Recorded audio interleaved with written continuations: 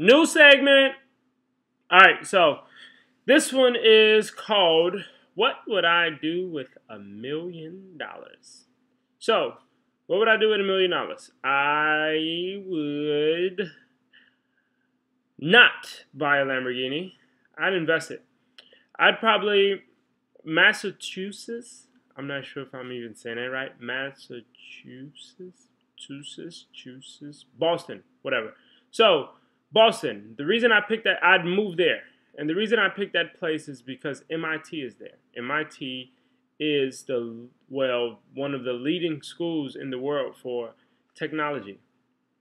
The reason I go there is because I'd want those students. I mean, some of those students are brilliant, and those brilliant minds may be creating the next company. What I'd do for those students or with those students is I've already looked into real estate prices in Massachusetts because if once I get my first million, that's probably what I'll do anyway.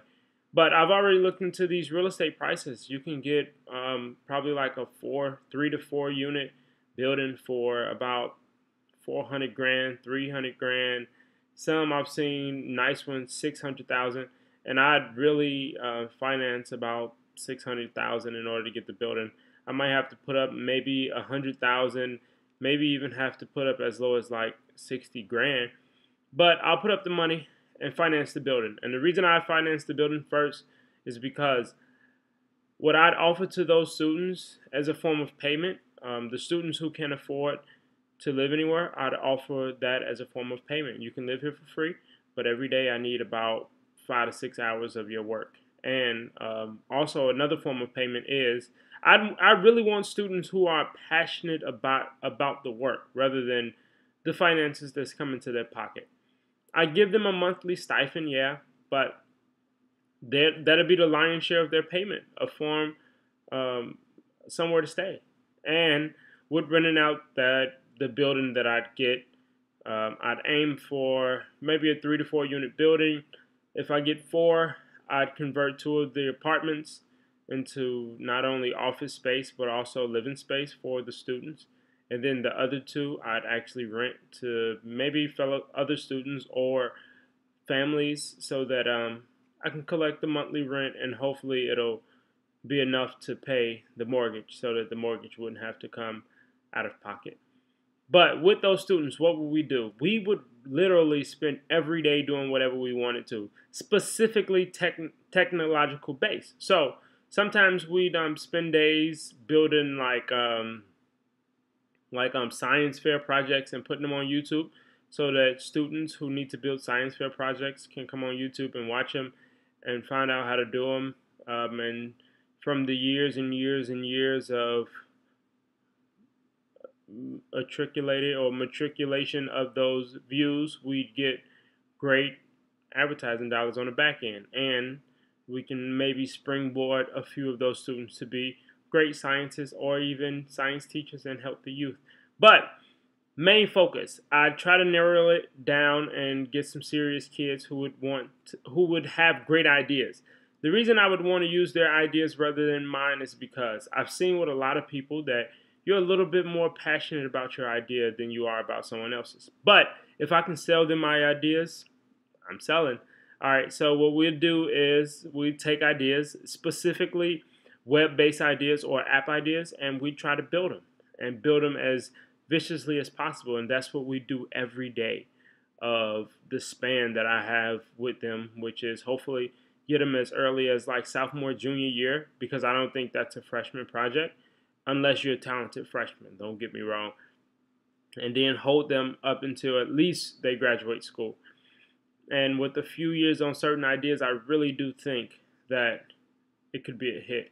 I'd spend probably like $200,000 to $300,000 of the money on advertising the exciting ideas. And once we advertise the exciting ideas, try to turn a profit with those ideas. And from turning a profit, it can be reinvested into the company so that we can continue to make ideas and push them out. My reasoning behind this is because so many large companies have come out of college students. Dell, that was started at a college with $1,000, Dell Computers. Microsoft, of course, Bill Gates dropped out of college in order to make that. I just wish I was the entrepreneur who would have mentored Bill Gates. I mean, hey, I don't think I'm good enough to do it now, but I think if he and I had the age difference that me and a 19-year-old has, I think I'm good enough to mentor a 19-year-old. Um, there's so many other companies. I mean, if I get to naming all the companies that were started in college, it would be entirely too many to that you guys would want to sit here and watch a video about. But the billion-dollar ones, I mean, Google, another company that was started by two college kids, even though they weren't like undergraduate students, they were still college students. And I think with the right guidance, that company, I mean, with guidance or without guidance, that company is big as fuck. So I respect them. I respect their business acumen, and I respect everyone um, that contribute to them becoming as much of a success as they are. Yeah, Larry Page, Sergey Brin, hey, you guys are my heroes. But that's what I do. I get a group of kids a group of respectable college students, both male and female, who really enjoy building new things and who really have more love for the project than they do the money. And together, I think we build that next Uber or that next Instagram or that next maybe even Tinder or Facebook. Definitely Facebook. We work on something like Facebook all the time if I had the time and the finances to put this super group together. And it wouldn't even have to really be a super group, just a group of individuals who are willing to play their part, who are willing to not only get great accolades on their resume because they come out and develop all of these apps or all of these websites before they even go into college, but also they learn skills that colleges don't teach. I mean, if you want to become a video editor, college don't teach those skills, and I'd be willing to pay for these students to learn those skills. So that's another form of payment, the ability to learn. They can come, they can work to learn. Is a great bartering system, and that'll be our trade, housing, education, also food. I mean, I stock their fridges all the time if the work was produced as planned, of course, because it is a business acumen behind it. But I want to put passionate, ambitious people all in a room together that care more about the product or the service in which we're trying to offer than they do the money that comes behind it. And I really do think with a group like that, you kids at MIT or kids from other schools too. I just specifically pointed out MIT just because MIT is huge. MIT has great minds. And most of those great minds, all they need is a little leadership and they produce great projects. So that's what I do with $1 million. I'm going to do more videos like this. I'm going to have other people do videos like this because I really want to know what people think they would do with $1 million. I mean, for me, $1 million is still not a billion. I got to multiply that times 1,000. So I'd work to multiply that times 1,000. And once I get to 1,000, I feel like I had freedom because my whole reason for being an entrepreneur is because of the freedom acumen. Even though as an entrepreneur, you don't have freedom all the time and you always have to run here and run there and do this and do that. But it's still a mental aspect that says, hey, I do what I want to do, which kind of isn't always the truth because your customers are your bosses. But I do what I want to do, you know? I do what I feel as though is, I do what I want to do, and I do what I feel as though is beneficial for my time and beneficial for my future.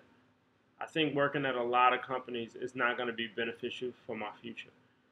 Uh, but sometimes I'm wrong. But my main objective as an entrepreneur is just to earn my freedom. And I feel as though when finances aren't something that I have to work for anymore, I'll have freedom. And up until I have freedom and feel secure about my freedom, it's when I'll stop working.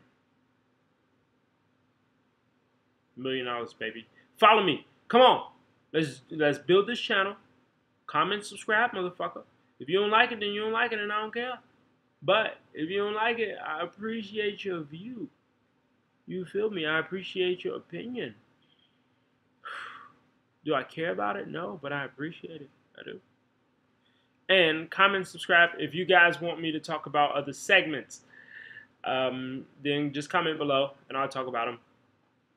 But if you can spell my name, then follow me. It's on the screen. Either way it go. It's on the screen. Either way it go. It's on the screen. Either way it go. I'm looking the wrong damn way. It's up there, y'all. I mean, it's up there, y'all. All right.